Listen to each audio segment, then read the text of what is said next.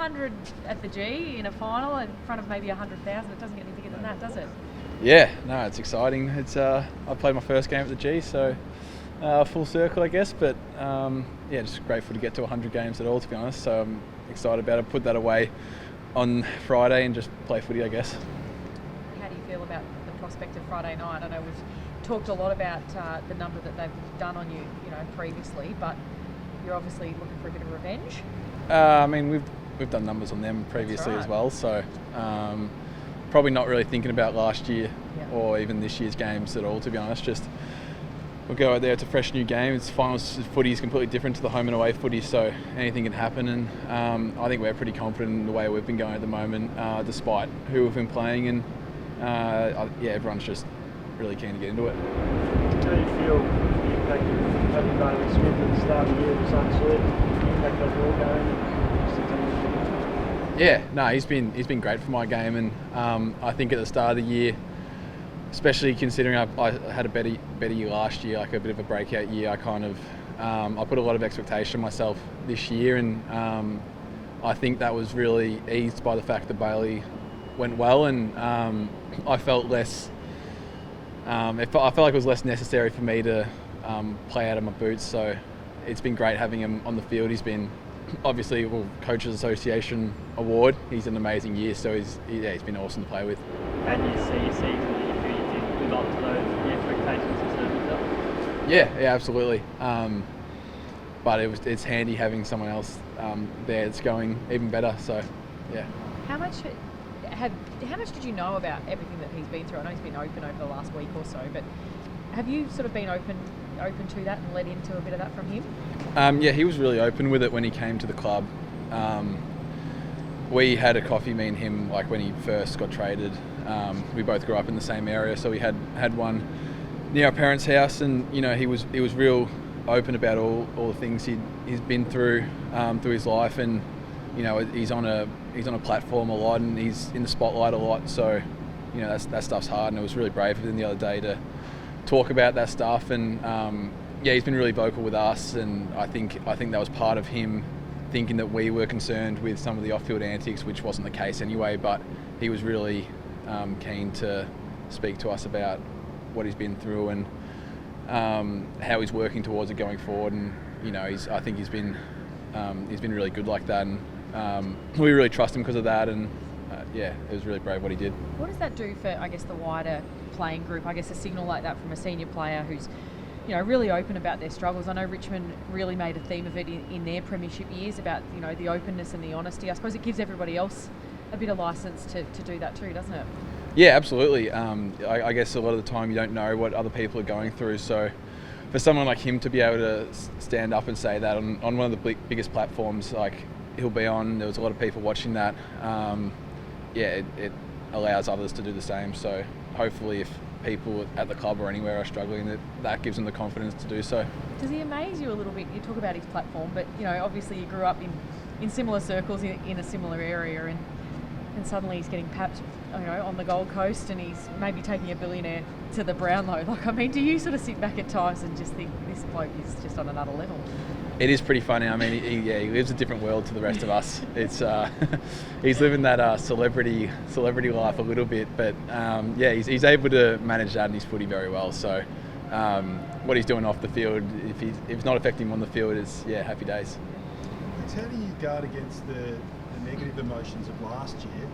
You were dominating and then got the niggle, and then the boys got overrun. They don't rear their head in the next couple of days, and you're off you go. I mean, personally, I'm pretty laid back going into a game. That kind of thing doesn't bother me. I don't know about other boys if it does, but I guess I'm just going to be moving forward as if it was any other game. Doesn't really bother me that it's a final per se. It's just another game versus a good team, and I'm really just excited by the prospect, and last year's in the rear window, I guess. So you're good like that? You don't carry any baggage, I'm sure? Yeah. No. It'd be natural if you did. Yeah. I think a little bit last year I did. And going into that game, I was a bit of a wreck, and I don't know how I got sick before the game. I don't know how much my mental stuff going into the game affected that. It might have, I don't know, but this year I've been a lot more comfortable in that, and I've been pretty open moving into this game with how I felt last year, and I feel pretty comfortable into this week. Have you put work into sort of managing your emotions? Like, we just talking for ages about how open Bailey is. Is that something you've put work into? A little bit. I've almost. I was talking about it today actually with Scotty. I haven't wanted to put an emphasis on this, on these games, and so there hasn't been too much work into it because, I don't want to try and work on it just for the finals and then panic because of all I've worked it up to be. So I have a little bit this year, but not too much. How much responsibility have you put on yourself that week? Do you feel good about it?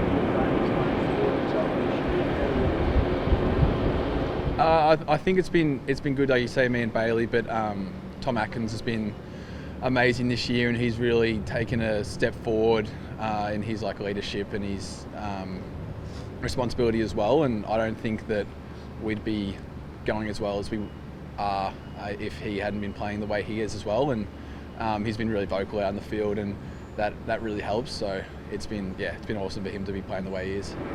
Max, do you ever get a chance to reflect on how far you have come, since you draft year and even just back with Nias, all that, to now being biggest stars in 100 games? Yeah, I do a bit of reflecting. I was thinking recently about my first meeting with Geelong and meeting Stephen Wells over Zoom because it was COVID times back then. But Wells, he said, what do you expect out of your career? And I think I said something along the lines of I'm happy to play 100 games, and I think maybe scrape through to that. And I didn't think they were interested in me at all, but he said we wouldn't draft you for that.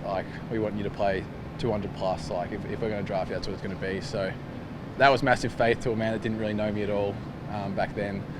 So I'm really excited this week to have gotten to where I've gotten, and it's a bit of a shock. And I don't think 18-year-old me would have thought it'd be possible. What do you think's really changed? Obviously, your talent, but what's changed from 17-year-old Max to now? I didn't know what it took to play footy at all, so I didn't play much system footy like the NAB League and whatnot, so I wasn't aware of what was needed. So it's hard to know, but I guess coming to the footy club at 18 and having guys like Joel Selwood and Danger, who are two of the best who have ever done it, really helps anyone going forward. So I really leached onto them a little bit early days, and I think that's really helped me today.